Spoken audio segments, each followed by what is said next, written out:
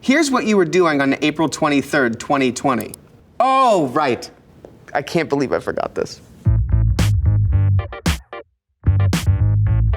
We've quantified your digital footprint so that you can see the impact you've had on the internet. Oh,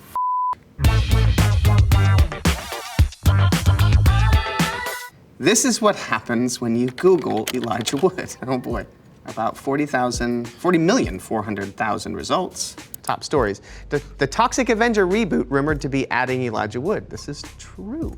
Although it was a leak, it wasn't an official announcement. Elijah Wood, American actor, a series of photos of me over the years. Born January 28th, 1981. Yes, 40 years. Height 5'6", had a good day. There are a lot of posts saying you and Daniel Radcliffe look alike. Do you see the resemblance? I mean, in truth, I do see the resemblance, but I also think we look very different.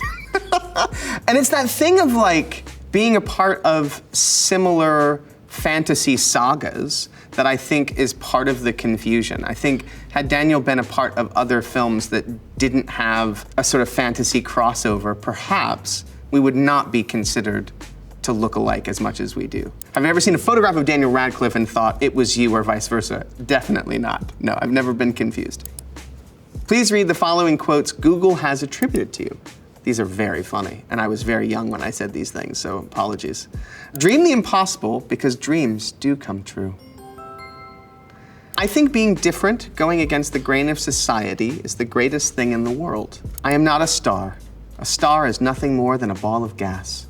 Now, I did say these things, so I remember that last one specifically. My mom, she was so focused on humility and bringing me up with humility.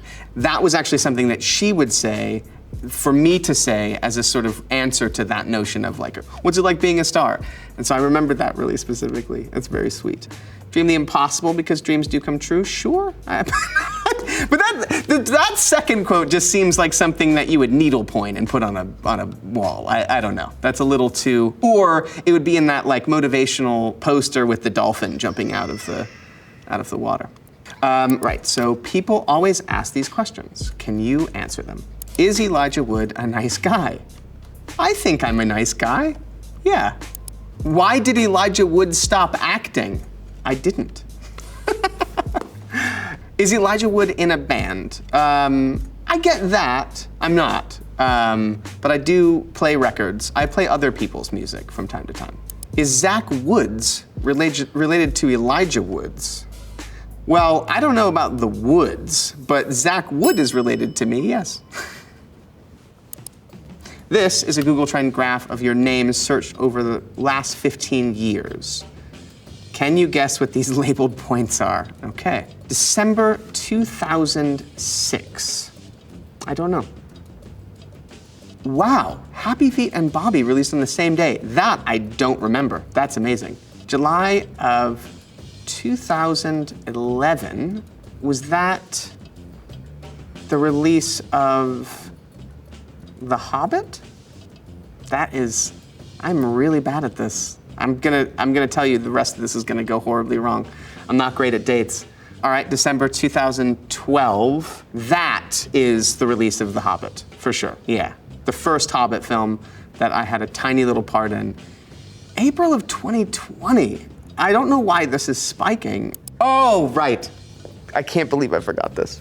I was playing Animal Crossing, and I became really, really keen on the turnip market specifically. But there's this one girl on Twitter that posted that her turnip price was X amount, and I just direct messaged her, and I was like, hey, would you mind if I come to visit your island? And she let me onto her island. And she and her friends were big Rian Johnson fans, specifically The Last Jedi. And so when we were chatting on the island, that came up. And I left the island by saying, long live Rian Johnson. And I believe Ryan put that on his banner on Twitter for a brief period of time. Very funny. All right. All right, so speaking of important dates, does October 21st, 2015 mean anything to you? 2015? See, I told you I'm not great at dates. What is October? What happened? Oh, right. It's the day Marty McFly traveled to the future and Back to the Future Part 2. That's amazing. We broke down some of the data points comparing you in the fictional 2015 and the real 2015. This is great, okay. Here you are in the fictional October 21st, 2015. Fave fashion choice, green colander hat, and the fave hangout spot would be the Cafe 80s. Okay, and here you are in real life on October 16th, 2015, coming out of an airport. All right, so stats. Age 34, screen credits up at that time 101. That is crazy. Favorite fashion choice. I'm literally wearing the exact same jeans. So these have been mainstays for me for a very long time. So these are APC raw denim jeans. And then favorite hangout spot. You know what? I would say the Alamo Drafthouse, which still remains a favorite spot for consuming films. Maybe the best place to consume films in the world. All right, let's switch over to IMDb. You have a lot of acting credits. I guess so. Oh my God. You have a total of 115 acting credits. That is staggering, and I've never counted, so that is news to me. Okay. Of all your acting roles, you're best known for your role as Frodo Baggins from the Lord of the Rings trilogy. We watched the entire trilogy again and added up all your screen time in the theatrical versions of the Lord of the Rings trilogy. Can you guess what it roughly came to? 2+ hours. 2 hours and 3 minutes. How did you keep track of which film you were filming at any given time?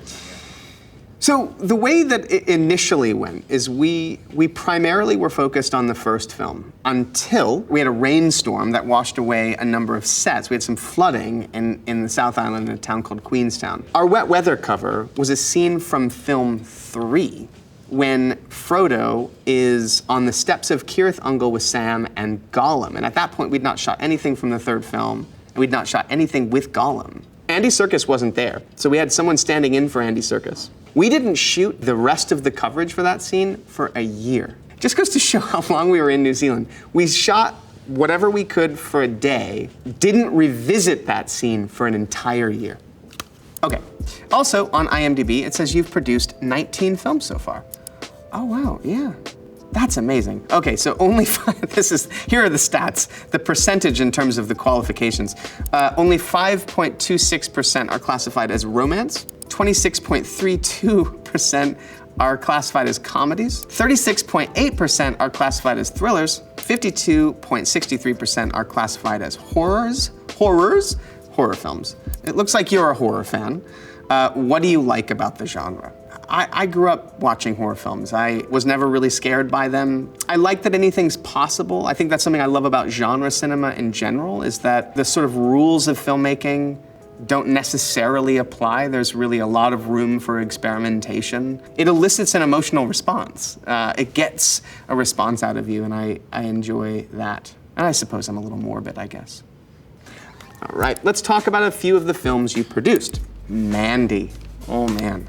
Panos Cosmatos masterpiece, Color Out of Space, and then No Man of God. That poster looks like we're about to arm wrestle. It's not an arm wrestling movie. No Man of God is actually about Ted Bundy and his relationship to Bill Hagmaier, the FBI agent who met him over the course of 4 years prior to his execution. Color Out of Space is an H.P. Lovecraft adaptation that we've been trying to get made for a long time. It's something that we're deeply proud of. It was wonderful to work with Nick again.